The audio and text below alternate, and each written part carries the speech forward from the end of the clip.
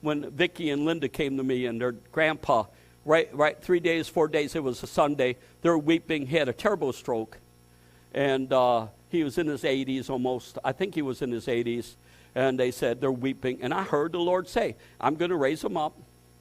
Tell him not to be fearful. Now, I'm not working it up. I'm not saying, we're going to believe God for him to be raised up. No, I heard out of my mouth, I said this. I said, it's going to be okay. And they're, really, Pastor? I said, so I get up there to the Chambers-burg Hospital. When I finally get there, they have a big clan. The doctor's in there, young buck. He's just reading down all the negative stuff because that's all they know. All they know is disease and negative. And you know what? Out of all of these years of being a pastor, I have never ran into a positive doctor. Anybody ever run into a positive doctor? Gary has. I never have. Every doctor I stood by and listened to is all gloom and doom and death, and we got to do this and we got to do that. And so that's what they're programmed with. They're not programmed with faith, people.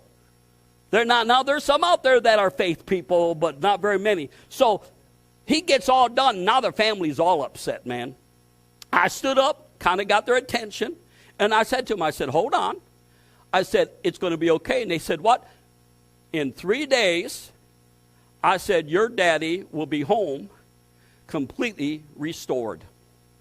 Now, he's laying there. The doctor just said, even if he comes back, he's going to be blind. He's got so much damage to the brain from the stroke.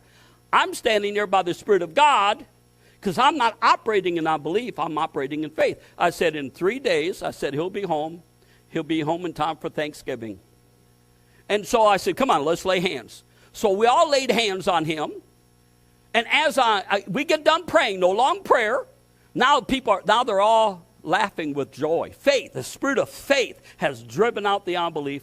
And before I leave, I think his name was Don, he began to stir. Well, that Thanksgiving, I sat across the table from him with his family down here in the Fayetteville area as he was eating and completely 100% restored. Give the Lord a hand clap.